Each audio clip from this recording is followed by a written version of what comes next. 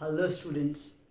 So after this solving so many NTA test papers, interacting with you via comments on YouTube and Telegram, I received suggestions that I should do the previous year papers of the NEET, and I have accepted that, and today I'm going to release the first series of that. I have today solved again the NEET 2018 paper. This paper I also solved at the time of the examination on 6th May 2018, and on solving that paper I made that comment that you will see in the photo in the side, that the physics paper was overall balanced. It has no error. In 2017 it has some dubious questions. This was a perfect paper, errorless paper. The paper was very easy, you can say, but easy means that is a paper expected from a NEET student. If you see my analysis in the photo that is coming now, almost 43 questions were easy to medium and only 2 questions were tough. So it was a scoring paper, though there was some question which involved some higher calculation were not easy, so the students might take some time in the physics. And as you can see from the earlier tweet and the message that I posted on my Facebook page, physics was still the toughest one. Chemistry was easy, it had no more calculations like in 2017 one, and biology as always was perfectly scoring. And as a result of that, you see in 2018, I remember for the good colleges, the MBBS government colleges in Rajasthan, the cutoff was around 550, 560, and for the newer colleges that were opened, it was around 530, 540. So for general category students scoring less than 530, there were no government seats in the state like Rajasthan. Similar situation might be in all the other states. I'm not familiar with that. I track only the Rajasthan one by that time. So let's begin. Please give your feedback on this series. If you like it, I'll make more of such videos. 2019, 17, 16, whatever be the papers are left, I'll make for them. So let's see, and please give your feedback. Thank you. So the first one, the volume of a monoatomic gas varies with its temperature T as shown in the graph. So just looking at this VT graph, straight line passing through origin means this process is an isobaric one. Okay. The ratio of the work done by the gas to the heat absorbed by it when it undergoes a change from A to B. So you know, in an isobaric process, Q is QP, which is NCP delta T, and work is P delta V, which can be written as NR delta T using PV equal to nRT. So the ratio of W to QP, if I take, it would be NR delta T upon NCP delta T, which is R upon CP. Because it's a mono gas, Cp is 5R by 2, so it comes like this ratio, sorry, I have cancelled the wrong thing, it would be 2 by 5. So I'll go for option 3 here. So answer is 2 by 5. Straightforward question from thermodynamics. This is a question that must be done.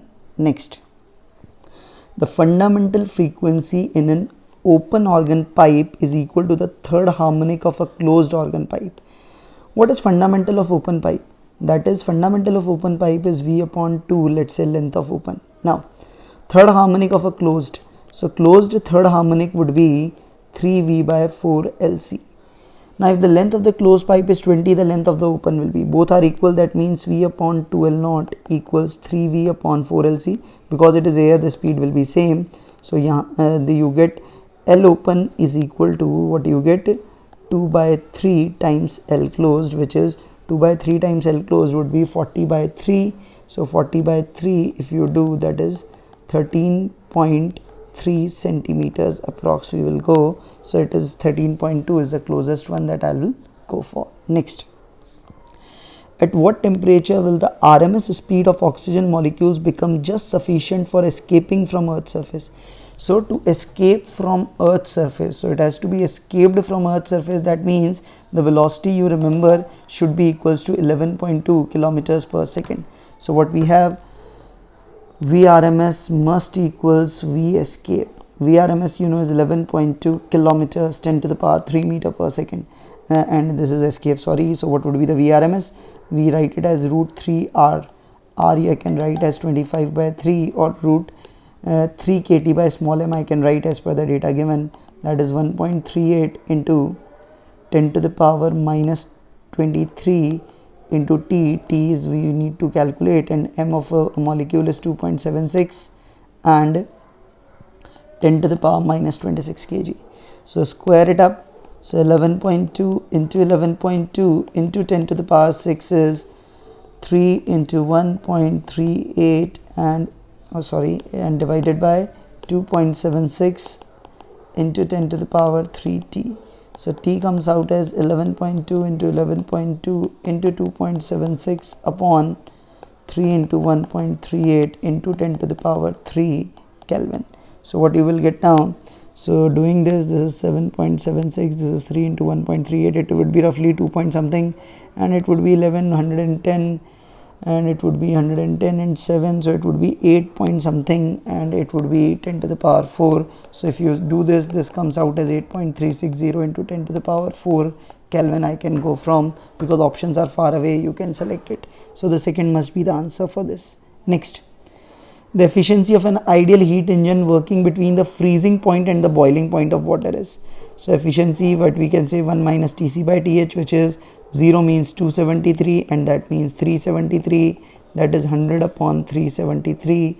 If I do it in percent, let's say 100%, so it would be, you can make it out as 100 upon 373 into 100%, so that would be, if I do, it would be less than 30, so it would be less than 30, closer to but more than 20. So as per this option, if you do, this is 26.8. The next is fifth.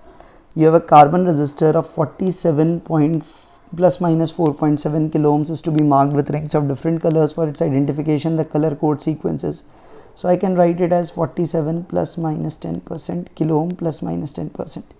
So 10% means it would be silver, not gold. So these two options are rejected. Now we are left with 2 and 3. Now the color coding, you just remember by B. Roy, Great Britain has a very good wife. 1 2 3 4 5 6 7 8 9 10, and this is 0 1 2 3 4 5 6 7 8 and 9 digits. So what we have, first digit is 4, so 4 means the first band would be yellow. So yellow and 10% you know is for silver, so silver and yellow we are left with only one combination. But to tell you, 7 is this violet, so this is 47, and the multiplier is 10 to the power 3, so that would be orange. So this is yellow, violet, orange, silver. So just remember this color coding scheme and you can do this. Next, you have a set of n equal resistors. Okay, so you have a set of n equal resistors, each having a value R, connected in series to a battery of EMF E and internal resistance R. The current drawn is I. Now the n resistors are connected in parallel to the same battery. Now the current drawn from the battery becomes 10I. What would be the value of n you need to find here? So first of all, what would be the value of n here? So in series, you have connected in series to a battery of E and internal resistance R. So what would be the current here? It would be E upon, it becomes NR plus R. And in the second case, it becomes 10I. 10I would be, when they are in parallel, it would be R by N plus R. So this is what is given. So what you do, divided. So 10 would be equal to EE will go. So 10 will be equals to NR plus R upon R by N plus R. So RR get cancelled. It would be N plus 1 into 1 plus N, and then N will come up. So what you are left with, this will go simply N is equal to 10 is the answer. Now the seventh one. A battery consists of a variable number n of identical cells, okay, having internal resistance R, connected in series. The terminals of the battery are short circuited and the current I is measured. Which of the graph shows the correct relationship between I and N? Okay, so what we have, n number of identical cells connected in series and the terminals are short circuited and the current I is measured. So when you the short circuit and it is measured, simply what you have E equivalent would be equal to N times C, R equivalent you will have as NR, and there is no external resistance, so current would be E equivalent upon R equivalent plus 0, that is NE upon NR, that is E by R. That means this does not depend on N, so N is 1, 2 or 3 or 4, the current will remain the same. So the most appropriate curve would be, this is the third one, the current is going to remain independent of this number N. Next, an unpolarized light is incident from air on a plane surface of a material of refractive index mu. At a particular angle of I, it is found that the reflected and refracted rays are perpendicular. That is basically the Brewster angle. Which of the following options is or are correct? Okay, so it is I, so we should know that 10I would be equal to mu, not this relation. Reflected light is polarized with its electric field. perpendicular to the plane of incidence. Reflected light is polarized with its electric field vector parallel to the plane of incidence. I is tan inverse 1 by mu. It is not 1 by mu, it is tan inverse mu. So first and fourth are wrong clearly. Now this is a very tricky one. You have to make out whether the second is correct or whether the third is correct. Now how you will find? So this is, for this you need to remember the diagram that you typically draw or you see in your, what to say, in your NCERT book. So if you remember that diagram of NCERT book, it says something like this. This is the light coming and this is what we have like this. This is being shown like this. Light is being shown like this. What it means? That means electric field vector is perpendicular as well as perpendicular in the plane as well as perpendicular to this, and when it is shown at this theta p, if you have drawn the, look at that diagram, it is shown like this. It means the electric field vector is now only accelerating perpendicular to the plane of incident, not in the plane of the incident. So the answer would be, it would be definitely going to be electric field vector, it is going to be perpendicular to the plane of incidence. So we will go with option 2 here, nothing else. It is not in the plane of the incident, parallel to the plane of incidence, it is going to be normal. So just remember this, and this light is never reflected. This light is never reflected, not polarized, sorry, reflected light is never polarized completely, it will always be shown like this. Okay, so just remember this. This was a very good question because second and third option would have, let's say, been tricky if you are not very sure about what was exactly happening. Next, in YDSE, the separation D between the slits is 2 mm. The wavelength of the light used is this, and the distance between the screen and slit is 100. It is found that the angular width of the fringes is 0.2 degree. To increase the fringe width to 0.21 degree with same lambda and D, the separation needs to be changed by. Okay, so what we know, that angular fringe width that you call beta or something, whatever it is given by lambda by D. You remember this, capital D has no role. So for both the cases, beta 1 by beta 2 will depend on D2 by D1, and what you need know, first case you need 0.2 degree to 0 degree, next you need 0.21 degree. So that means D2 by D1, sorry, make it proper. So what would be D2? New separation would be D1 into 20 by 21, you can write. So D initially is 2 mm, so 2 mm into 20 by 21, definitely it is less than 2 mm, but it won't be very much less, so closest one should be 1.9 mm, so we'll go for 1.9 mm in this case. Next, an astronomical refracting telescope will have large angular magnification, high angular resolution. So for high angular resolution, you know, objective lens must have a very large diameter. So it should have a very large diameter, and also its focal length should also be large. So we go for this option. It should have a larger focal length, and it should have a larger diameter, sorry, not smaller, larger focal length and larger diameter. Larger diameter means higher resolution. Just remember this, that the fact you learn while you study that resolving power. Next, the 11th. And why the focal length is greater? Because the magnification is FO by FE, so you need FO to be greater, so magnification will be better. Now the ratio of kinetic energy to the total energy of the electron in the Bohr orbit. Now this is a very important fact. You all must remember this, whether it is satellite or whether it is this Bohr model. What we say, total energy is negative because it is bounded, potential energy is negative, kinetic energy can never be negative, so it is positive. And we say magnitude of E equals K, that is equal to half the magnitude of potential energy.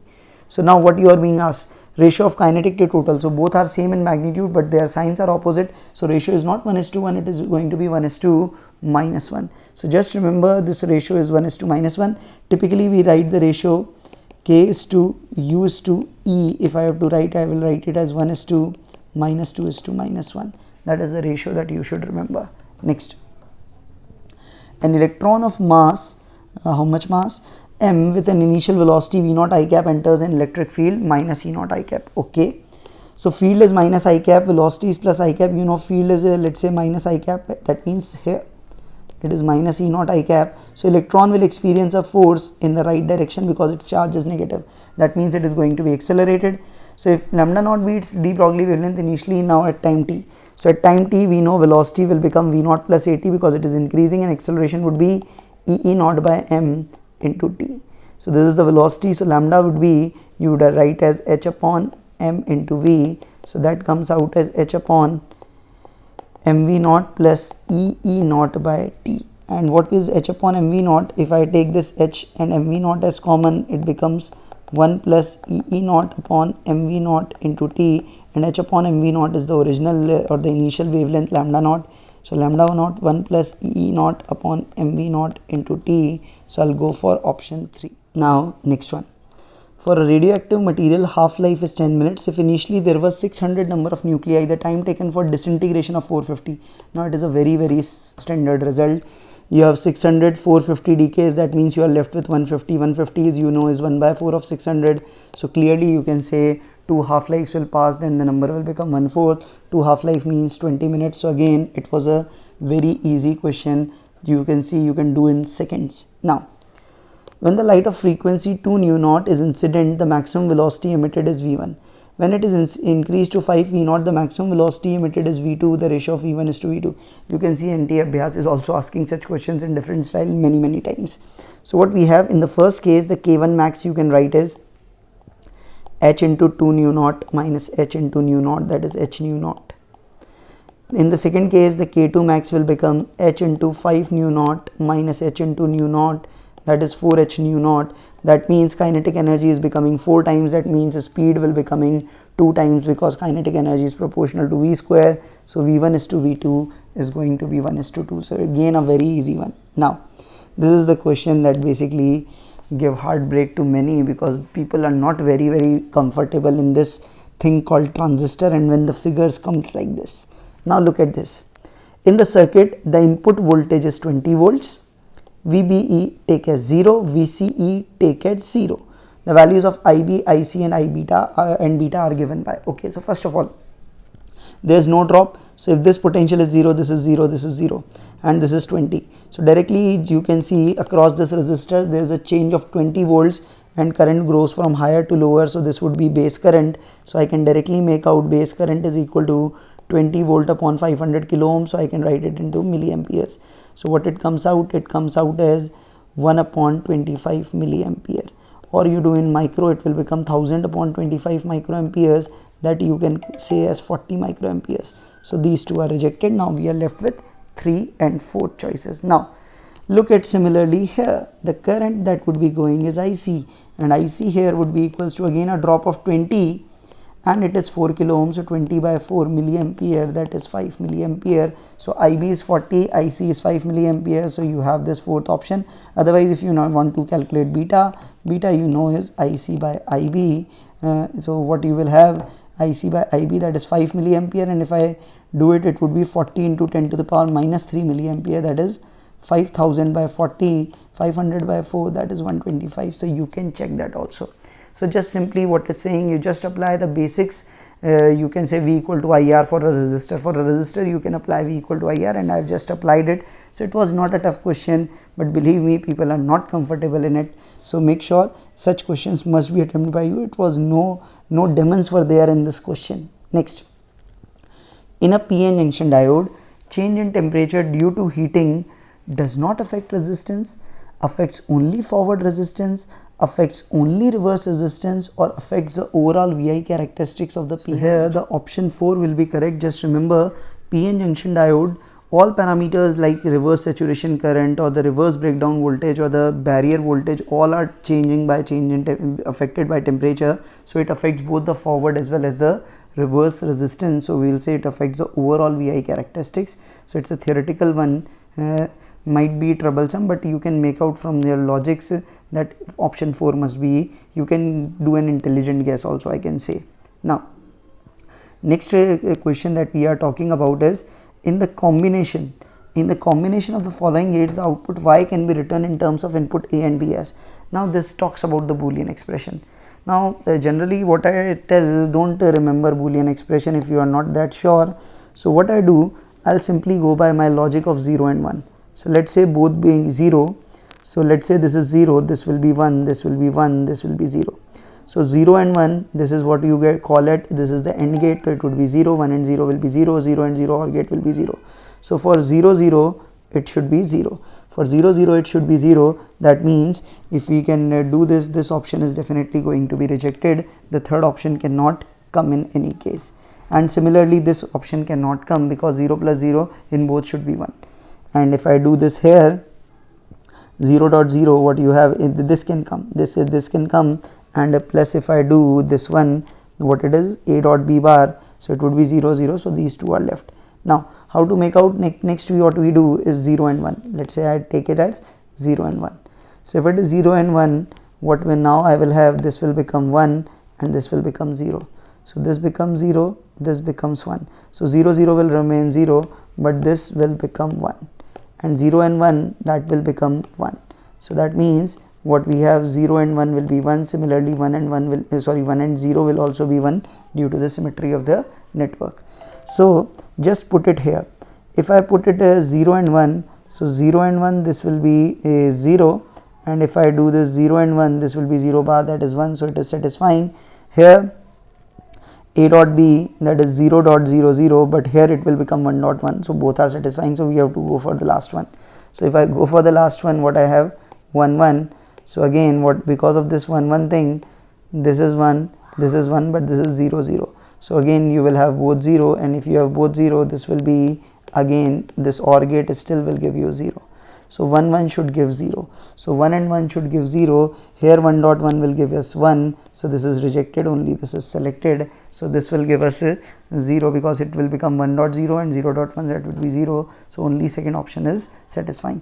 This is the way I have done when I don't know how to operate in the Boolean using the De Morgan theorem and other. And if you know that theorem, you could do by that only. That would be far simpler if you are comfortable.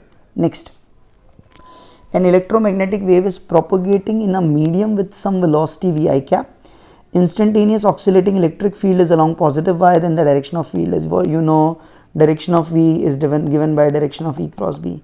So v is along I cap. So I cap should be this is j cap. So what is j cross? Something that will give I cap. I know j cross k cap. So it should be plus z direction, no doubt about it. Just remember, this is the very important thing that is asked in such questions.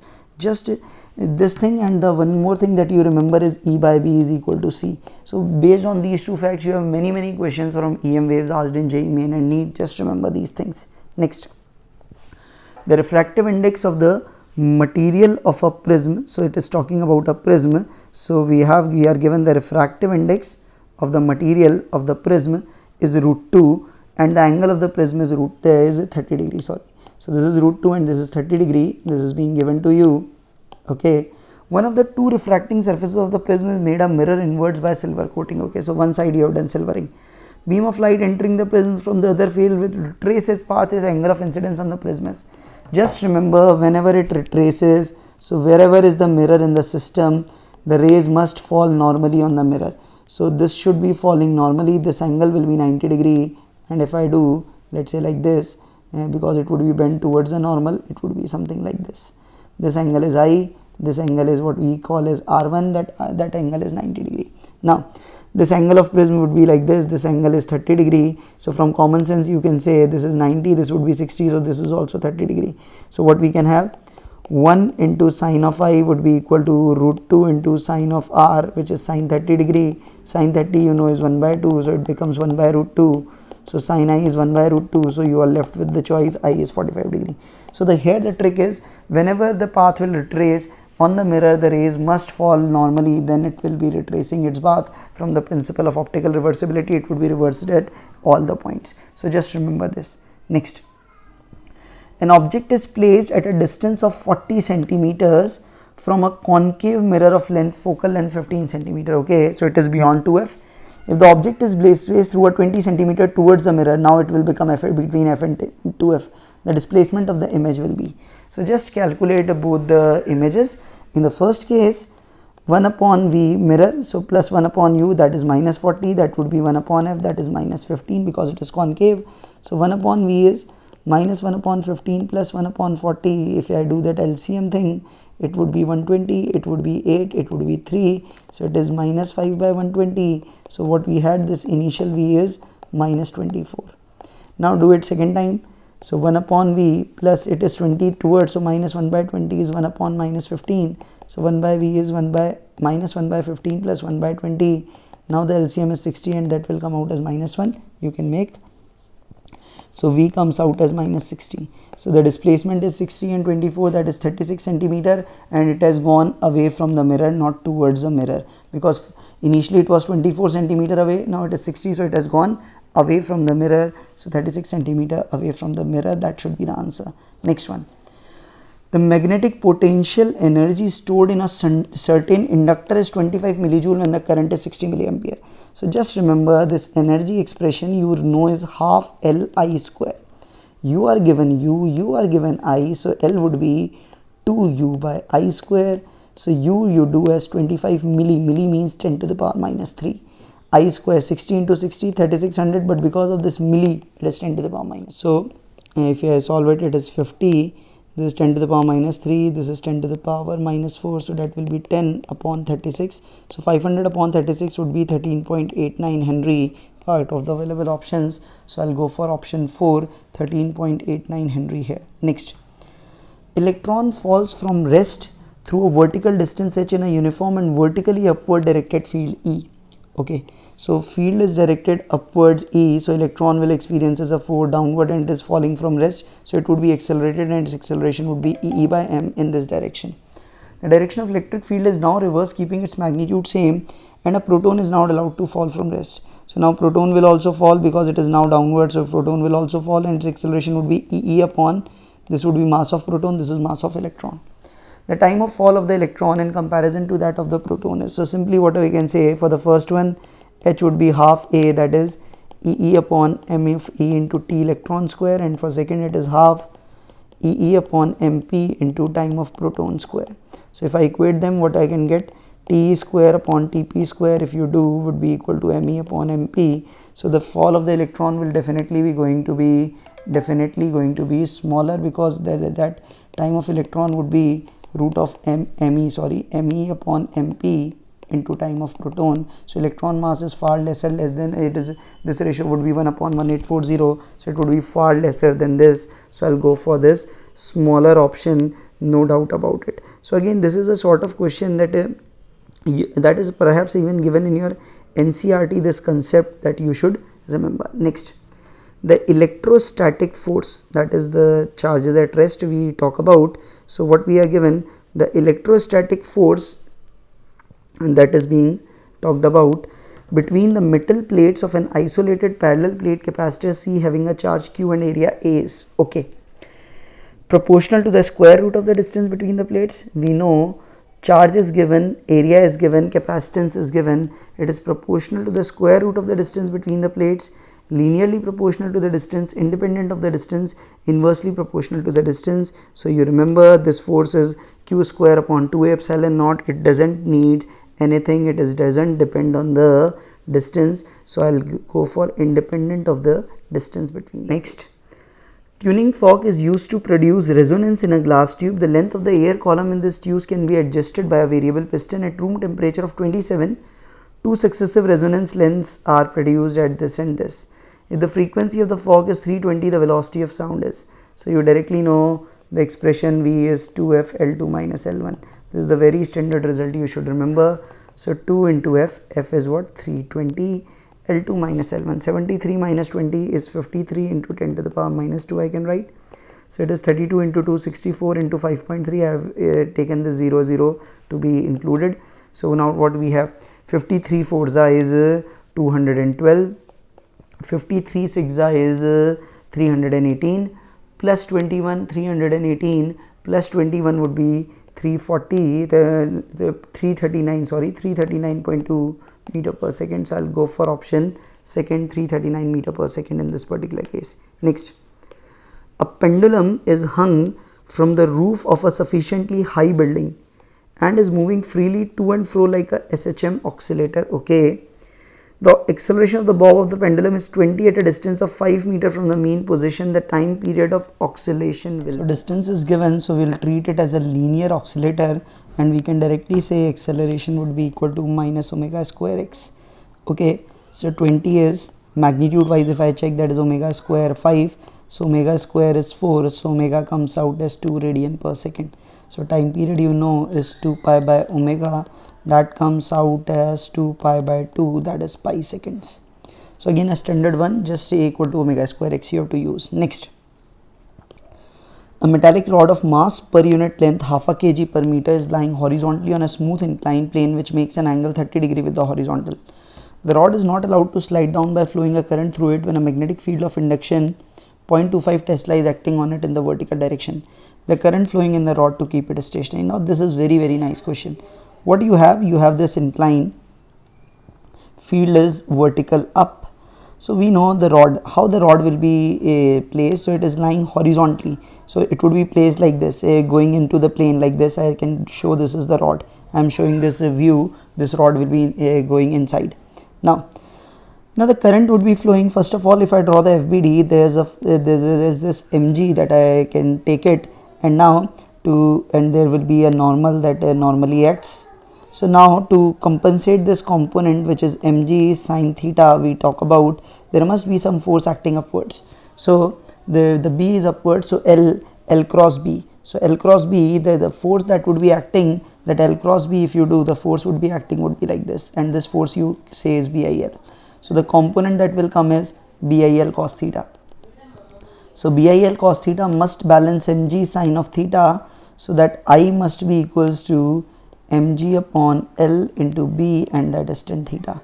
And this m by L you can use 0.5 kg per meter, G is 10, B is 0.25, 10 30 you know is 1 by root 3. So this becomes 220 by root 3. So current is 20 by root 3, or you can write 20 root 3 by 3. Root 3 you know is 1.732. So you have 2 2s are 4, 2 3s are 6, 2 7s are 14, 34.64 by 3, that would be 11 point something. I can make it out, it will be 11, 16, 11 point something, that would be depending on how much figures you do. So it is 11.32 amperes, that is the closest one. So it was a nice question. Next, a thin diamagnetic rod is placed vertically between the poles of an electromagnet. Okay, so important thing is to note is that it is diamagnetic. Okay, so it is diamagnetic, that is important thing. It is placed vertically between the poles of an electromagnet. So let's say the poles vertically between the poles. Okay, like this, it is vertically placed between the poles. Let's say I can say this is the north pole, this is the south pole. Okay, when the current in the electromagnet is switched on, then the diamagnetic rod is pushed up. Okay, out of the horizontal magnetic field. Hence the rod gains gravitational potential energy. The work required to do this comes from, so work required to do this comes from, that is an important thing that you should remember. So we will say just read NCERT, and I'll show where the NCERT talks about. Answer of this is option 4, the induced electric field due to the changing magnetic field, and you can check it from here.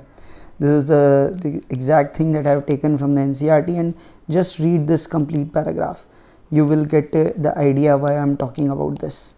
Okay, so this question tells you the utility of reading the NCERT that is being required.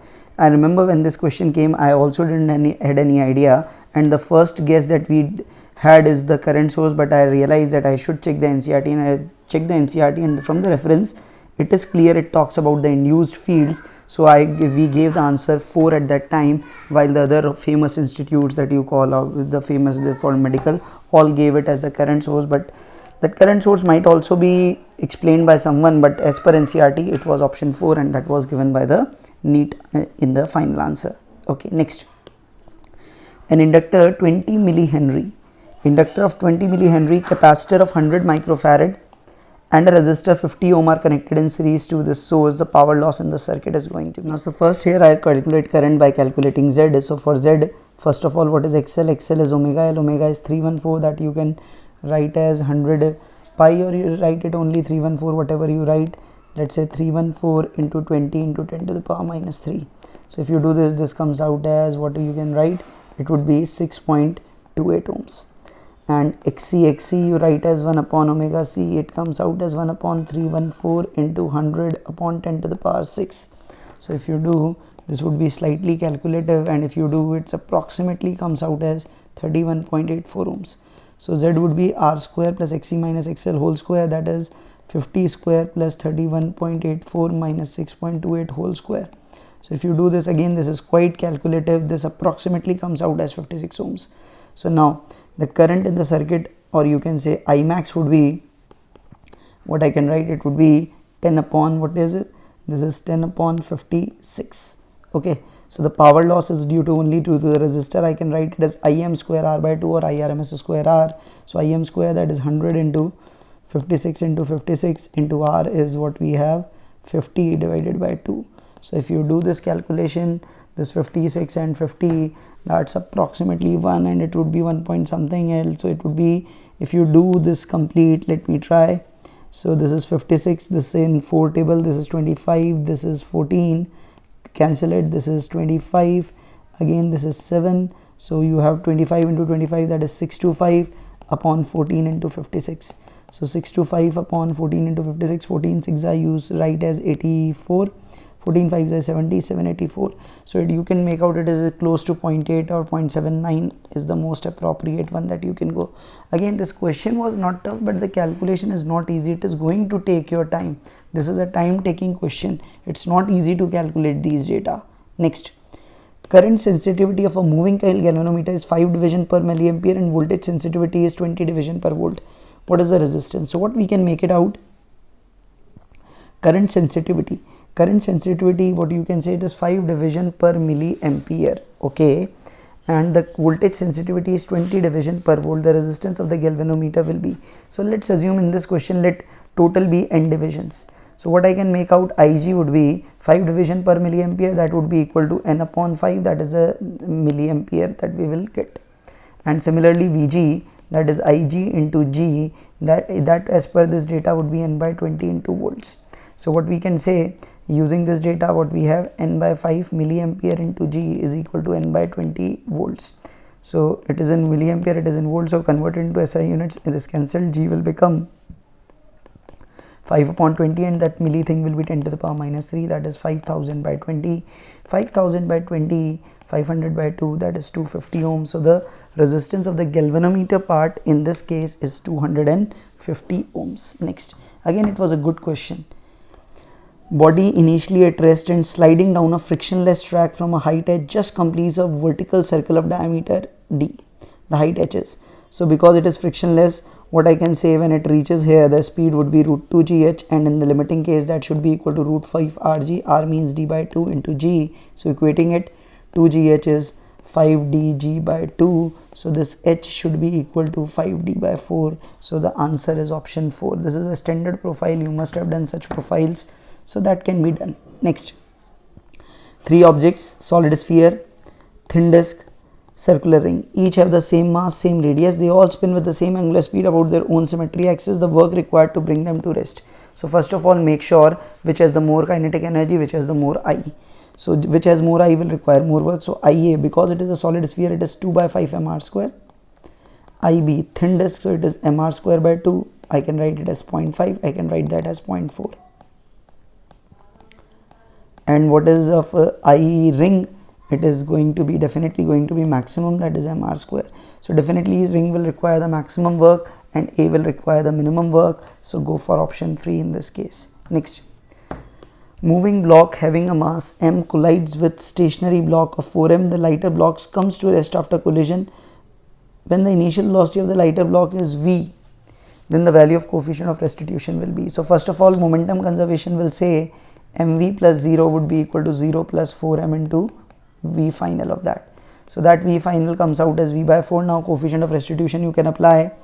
So v final relative speed is v by 4, that would be equal to e times initial speed of approach, which is v. So e comes out as 1 by 4.25. So very standard profile for coefficient of restitution. Just basics up you should know, you should be able to do. Next, which is incorrect? Friction force opposes the relative motion. Yes, this is correct. So this won't be the answer. This is correct. I'll put it here. Limiting value of normal friction is directly proportional. Static is normal. Yes. Rolling is smaller than sliding. Yes. Coefficient of sliding, friction has dimension of length. You know friction coefficient is dimensionless. So this is wrong. So option 4 would be the answer. Next, toy car has a charge Q, moves on a frictionless horizontal plane surface under the influence of a uniform field E. Due to the force QE, its velocity changes from 0 to 6 in 1 second duration. At that instant, the direction of the field is reversed. The car continues to move for 2 more seconds under the influence of this field. The average velocity and the average speed of the toy car between 0 to 3 seconds is. So what I can make out, it is uniformly accelerated motion if I draw the VT graph. Because of that acceleration, it reaches 0 to 6 in 1 second. Now it is reversed. So if it is reversed, it will bring back it to 6 to 0 in 1 more second, that is 2, and if it is continued in that direction, after third second it would be minus 6. That you can make it out. And if you do this, now your work is very simplified. Now there are two areas. For displacement, these will be added, everybody subtracted, and for distance they will be added. So first of all, what is the displacement in 3 seconds? So the displacement in 3 seconds would be, symmetrically you can say this triangle and this triangle, this triangle and this triangle will cancel. So only the first triangle is the displacement, half into 1 into 6, that is 3 meters. So V average, that is the velocities. Velocities average would be 3 by 3, that is 1 meter per second. Now the average speed. For average speeds, 3 such areas will be there. So distance would be 9 meters. So average speed would be 3 meter per second. So I'll go for option 2. Again, as basic question, you should be able to do this. Next, you have a block of mass M placed on a smooth incline of wedge of inclination theta. The wedge is given an acceleration A. The relation between A and theta for block to remain stationary. So it remains stationary with respect to wedge. So let's say view in frame of wedge, you will apply a pseudo force. This is MA here. This is mg that always acts, and this is normal, and in this frame it is at rest. So that means both the component along the incline must balance each other. So the component of mg, which is mg sin theta, must balance ma component, that would be ma cos theta. So directly A is g tan theta. This is a very standard question, almost taught by all institutes, so you should be do this. This has come in previous exams in JEE Main and other exams as well. Next, the moment of the force this at 2, 0 about the point is given by, you directly know torque definition is R cross F. So the R is the position vector with respect to the reference point of the point at which the force is acting. So of this point with respect to this point, so this R would be 2 minus 2, 0 I cap, 0 minus minus 2, that is 2 j cap, minus 3 minus 2, that is minus k cap, cross F. F is 4i plus 5j cap minus 6k cap. So what I can do, I can draw this way that you remember. This would be ijk, 0 to minus 1, 4, 5 minus 6. So what is I cap? I cap component would be 2 into minus 6, that is minus 12, minus minus will become plus 5, that is minus 7 I cap. So minus 7i, then minus j, this is minus 6 into 0, 0, minus minus will become plus 4, that is minus 4j cap. So you are left with only this option. Let me calculate the k cap one also. If I have done this, that would be minus 8. So it is minus 7i minus 4j minus 8k cap. You can do this. Next, student is measuring the diameter of a small steel ball using a screw gauge of least count 0.001. Generally, screw gauge is not taught to NEET students, but nowadays everyone teaches it. Screw gauge least count is this. Main scale is 5 mm and 0 of the vernier scale coincides with 25 division of the reference level. It has this much 0 error, the correct diameter is. So first of all, what is red? The red reading would be 5 mm plus 25 division, that is 25 into 0.01 mm I can write, or a centimeter, whatever you write. 0.001 is 0.01 mm.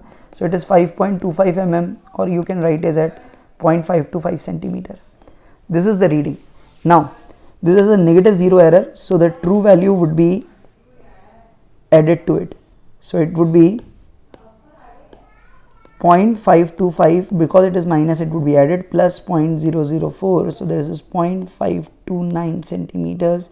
Go for option 4.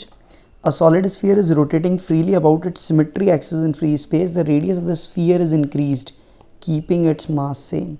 Which of the following physical quantities would remain constant? So what you are doing, radius is increased, keeping mass same. So in such a case, the rotational kinetic energy, mi, angular velocity, all will change, but the angular momentum will remain unchanged, because we are assuming, because it is expanding symmetrically, we will say the no external torque acts. So angular momentum will remain unchanged. Because the radius is increasing, I will increase, so omega will decrease, and similarly you can say this rotational kinetic energy also changes, so angular momentum remains the same. Next, the kinetic energies of a planet in an elliptical orbit around the sun at positions ABC are this. AC is the major and SB is perpendicular to AC at the position of the sun as shown in figure. Then We know this is the nearest point, so speed will be maximum. Just remember, nearer the planet to the sun, faster it would be moving, so A speed is going to be maximum. So from this only one option is left and C is farthest, so it is minimum. So go for option 2. This is very easy question to answer. Okay, next. If the mass of the sun were 10 times smaller and the universal gravitational constant was 10 times larger, which of the following is not correct? Time period of a simple pendulum of the earth would decrease. So what we have, the time period of simple pendulum, you know, is 2 pi under root L by G, and this small g, you know, is equal to G mass of earth upon radius of earth square. So mass of earth is same, radius of earth is same, and this G has become 10 times greater, so small g will increase, so time period will decrease. So this one is correct. Next, what we have, so first one you can easily check, it is going to be correct. Next, walking on the ground would become more difficult. Walking on the ground would become more difficult because you would become more heavy, so the friction normal will increase, weight will increase, so friction will also increase, so that is also going to be correct. Raindrop will fall faster because the value of G will become greater, and you know that Vt proportional is 2 by 9 r square G rho b minus rho f type things that you write upon meter. So G increases, so Vt will also increase. So these three are correct. So definitely G on the earth will not change. It is definitely changing, that we done. So this is the fourth option. G on the earth will definitely change. Next, a solid sphere in rolling motion. In rolling motion, body processes translational and rotational. The ratio Kt is to Kt plus Kr. So simply what we write typically, just remember this, K translational we write it as half mv square. K rotational we write it as half I omega square. For this I, because it is solid sphere, we'll write it as 2 by 5 mr square, and omega would be v by r whole square, so that you can write it as 2 by 5 of half mv square. Okay, so what we have, Kt plus Kr, if I do Kt plus Kr will become 7 by 5 times half mv square, or you can write it as 7 by 5 times of Kt. So Kt upon Kt plus Kr would be 5:7. So no doubt about it, you can directly go for it. It is 5:7. Next, small sphere you have of radius r falls from rest in a viscous fluid. As a result, heat is produced due to viscous force. The rate of production of heat when the sphere attains terminal velocities. This is a very common question asked in many exam. Rate of heat production, that is power, basically is force into velocity, you generally write. Okay, now what is this force into velocity? What we can talk about, what is this force? Force we know is equal to mg, because that viscous force would be equal to mg, therefore the acceleration is constant, is 0, and the velocity is vt. Now m, because it is a sphere, mass would be rho into 4 by 3 pi r cube g, and vt, I wrote that expression somewhere here, that is proportional to r square. So I can directly say this whole thing directly. You say the mass is proportional to r cube, you get right from here, and vt is proportional to r square, so it would be proportional to r to the power 5. So go for option 1. This is going to be proportional to r to the power 5. So just remember, mass is not given, radius was given, so mass would be proportional to r cube. Just remember this. Next, the power radiated by a black body is P, and its radiate maximum energy at lambda naught. If the temperature is now changed, so that radiates maximum energy at 3/4 lambda naught. From Wien's law, you know that lambda mt is constant. So if it becomes 3/4, that means final temperature becomes 4 by 3 of initial temperature. Now, the power radiated by the end temperature is now changed, so that it radiates maximum energy is this. The power radiated becomes, so what you know, power is depends on T to the power 4. So temperature has become 4 by 3, so that will become 4 by 3 to the power 4, that is 256 by 81 times. So this will become 256 by 81 times of P. So this is what we have, this option which is given as 256 by 81, that is option first we will tick for. Next, two wires, same material, same volume. First has area A, second has area 3A. If the length of the first is increased by delta L by a force F, how much force is needed to stretch the second wire by the same amount? So we know delta L is equal to FL upon AY. So force we have to compare. Now what we are given, same material, so Y is same, now length by A. So better we can do it as multiplied by A from both sides. It would be F into V upon A square Y. So Y and V are same, so delta L, or you can say force, would be proportional to delta L into A square. and because delta L is same, so that means force will be proportional to A square. So second one has triple area, so the force required would be 9F. You can directly do. So just manipulation 1. So it might be tricky for someone, but you should do such questions by practicing. Now, a sample of 0.1 gram of water 100 degrees Celsius at normal pressure requires 54 calorie of heat, okay, to convert to steam to 100 degrees Celsius. If the volume of the steam produced is 167.1 centimeter cube, the change in internal energy is. Now 0.1 gram, we know density is 1 gram per centimeter cube, so it would be 0.1 centimeter cube. You can say this is the volume, 0.1 centimeter cube, final volume is 167.1, so the change in volume is 167 into 10 to the power minus 6 meter cube. Because we'll take almost pressure as constant, so work done would be P delta V. It has expanded, so gas does positive work. 1.013 into 10 to the power 5 into 167 into 10 to the power minus 6. It basically comes out as approximately 16.7 or 16.8 joules, which you can 16.7, 16.8, let's say like this. Now heat given Q would be 54 calorie, approximately 4.2 joules. So 42 4s are 168, 42 5s are 210, 226.8 joules. So delta U would be Q minus W. If you do this, it is approximately for me coming out as 210. So closest would be 208.7 that I can go for. So this is the answer that we will go for. So this was the paper in 2018. The good thing about the paper was it was error free. That was the comment I made that I have already shown you in the initial screenshots. So it was today 2018 paper. Tell me your feedback. If you like this, I'll solve more previous year papers for you. Thank you once again.